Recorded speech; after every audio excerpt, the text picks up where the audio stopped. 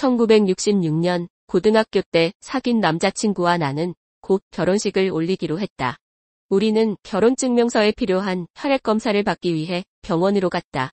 주차장에서 신랑이 될 척이 시동을 끄자 오래된 자동차 스투드베이커가 떨림을 멈추며 조용해졌다. 그는 나를 바라보며 푸른 눈동자에 두려움을 담고 이렇게 말했다.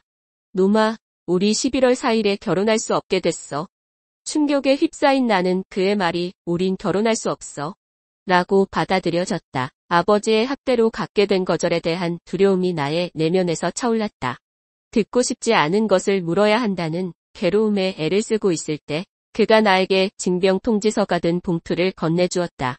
미합 중국군 소집일 1966년 11월 4일은 우리 결혼식 초대장에 쓰인 날짜와 같은 날짜였다. 초대장에 적힌 그 설레는 날짜가 이제 그가 군복무를 위해 나를 떠나는 날이 되는 것이다. 그는 내가 두려움에 휩싸여 있다는 것을 느끼고 두 팔로 나를 감싸 안으며 결혼식을 몇 주 앞당기면 된다고 다 잘 될 거라고 위로했다. 나는 잠시 안도했지만 그의 안전을 생각하자 떨칠 수 없는 더 큰 두려움이 뒤따랐다. 그 상황이 우리의 삶을 소용돌이 한가운데로 몰고 갈 것만 같았다. 척은 다시 말을 이었다. 군 징집 통지서를 받자마자 해병대에 지원했고 11월 3일에 떠나게 되었다고 했다. 결혼식은 10월 29일로 급히 변경되어 치러졌고 우리는 추위가 매서운 나이아가라 폭포로 6일 동안 신혼여행을 갔다. 그리고 11월 초에 척은 미 해병대로 떠나게 되었다. 그의 바람으로 나는 그가 버스 정류장으로 홀로 걸어가는 것을 뒤에서 지켜보기만 했다. 1967년 2월 말까지는 그를 다시 볼 수 없을 것이고 다가오는 성탄 휴가와 길고 긴 펜실베이니아의 겨울이 두려웠다. 내가 그토록 원했던 사랑이 내 가까이 다가왔지만 바로 떠나고 있었다. 나는 척의 부모님과 그의 4명의 형제들과 함께 신병훈련소로 가서 해병대가 그를 어디로 파병하는지 알아보았다. 베트남전이 한창이던 때여서 그가 신병훈련소에서 곧바로 그곳으로 보내진다는 말에 겁을 먹고 있었다. 그 후 몇 달 동안 나는 가톨릭 신앙과 성모님께 의탁하는 것이 위로가 된다는 것을 알았다.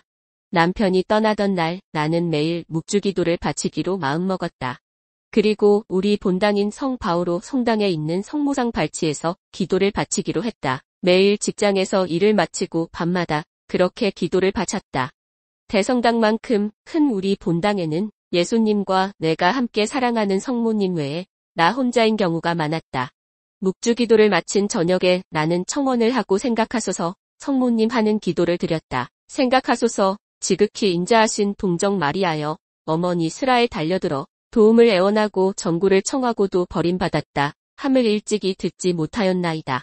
이 기도문은 나를 지탱해주는 든든한 약속이었다. 추수감사절에 텔레비전에서 해병대 신병훈련소가 있는 페리스 섬 특집 프로그램을 방영했다. 빛나는 젊은 얼굴들과 함께 호된 해병대 훈련과 열광적인 퇴소식이 이어진 다음 리포터는 그들 가운데 얼마나 많은 젊은이들이 곧바로 베트남으로 파병되는지, 얼마나 많은 군인들이 다시는 우리 품에 돌아오지 못하는지를 정확한 통계를 인용해서 알려주었다. 나는 텔레비전을 지켜볼 수 없었다.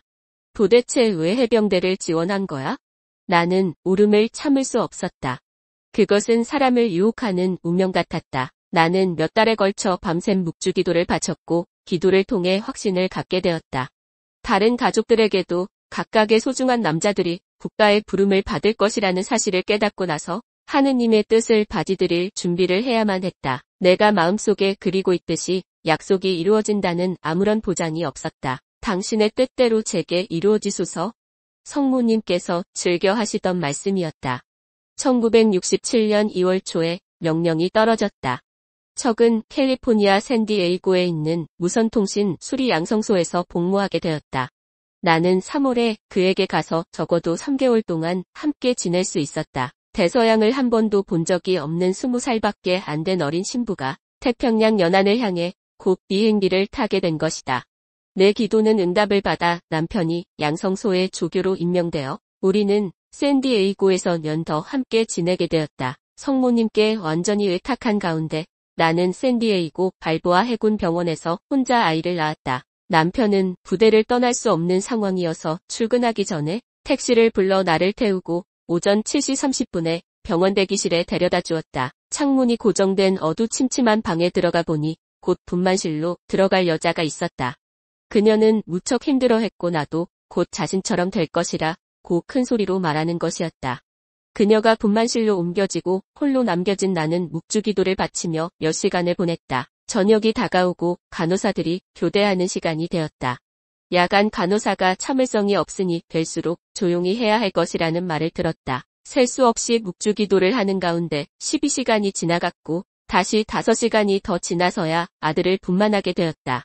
그런데 탯줄이 아기의 목을 감고 있어서 아기가 울지 못하자 의료진들은 조치를 취하기 위해 아기를 데리고 나갔다. 나는 다시 홀로 남아 성모송을 바쳤고 마침내 아기의 울음소리가 들려왔다. 우리 아기 찰스 패트릭 노리스 3세가 세례를 받게 되었을 때 우리가 이사한 새 아파트 부근 가장 가까운 성당이 올드 샌디에이고에 있는 원죄 없이 잉태되신 성모 성당이라는 사실은 놀라운 것이 아니었다. 신부님께서 아기의 작은 머리에 물을 부어주실 때 다른 사람들은 없었지만 나는 어머니께서 당신 아드님께 우리의 기도를 전구해 주시지 않았다면 그 기쁨을 맛볼 수 없었음을 알았다. 이제 36년이 지났지만 성모송은 내 마음과 내 입술에서 계속되고 있으며 밤을 지새우며 기도하는 날도 있다.